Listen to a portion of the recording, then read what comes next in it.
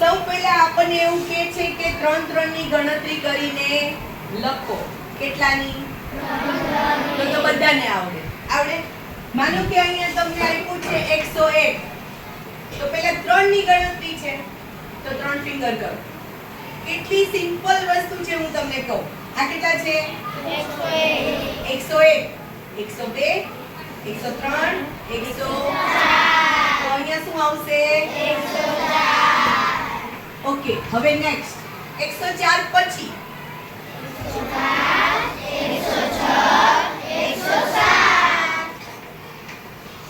આ રોકડિયા માર્ક્સ કહેવાય. આમાં ભૂલ પડે નહીં. ઓકે, હવે આવે છે 5 5 ની ગણતરી કરીને. ખ્યાલ આવ્યો? માનો કે અહીંયા 94 છે. 5 ની ગણતરી તો ફિંગર કેટલી લેવાની? ઓકે, 94 પછી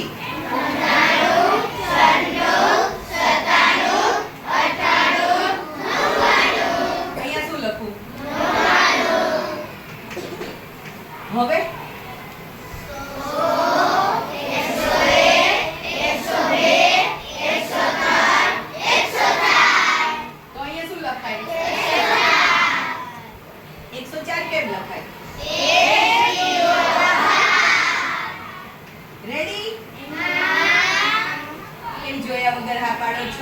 આ તો 140 ન થઈ ગયા?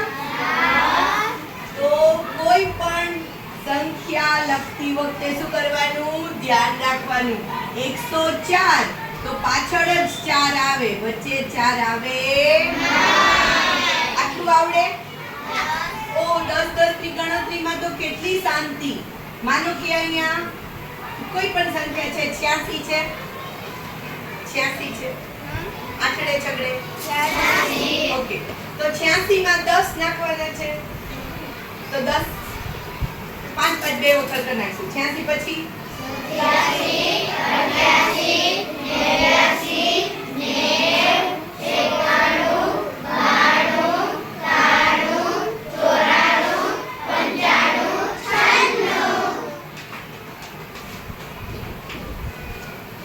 એક વાત તો આગળની એક જ સંખ્યા બદલી. જ્યારે 10 નું હોય ત્યારે તો કેટલું સહેલું હોય. આગળની એક જ સંખ્યા બદલી. ટ્રાય કરીએ. 96 પછી 97. ભાઈ 99.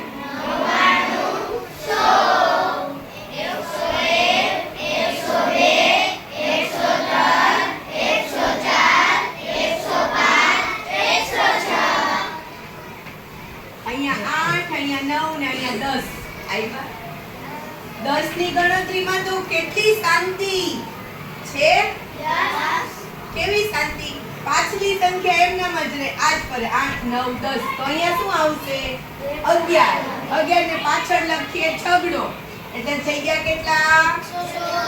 116. છે ગણતરી કેટલી? 20. જેવી રીતે 10 નું કર્યું એવી રીતે કેટલાનું આવશે? 20. માનો કે અહીંયા 101 છે, બરાબર? 101 છે. 1 ની અંદર 20 નાખો તો કેટલા થાય? 20 ને 21.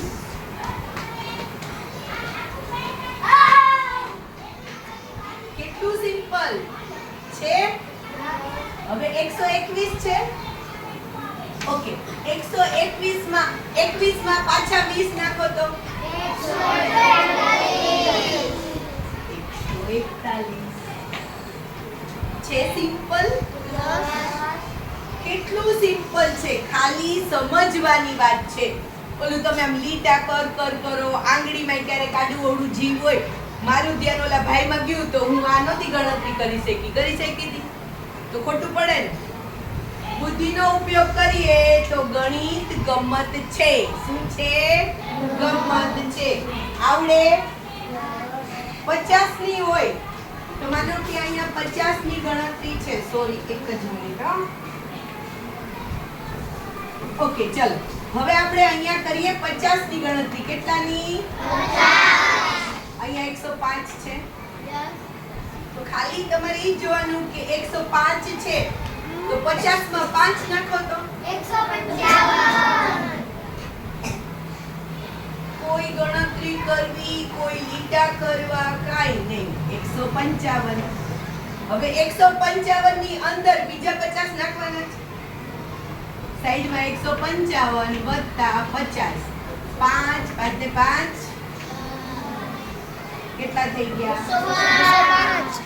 આવી રીતે સરવાળો કરતા વાર લાગે? તો અહીંયા લખતા વાર લાગે? યાદ રહેશે? હંમેશા સ્ટડી કેવું હોય? સ્માર્ટ હોય.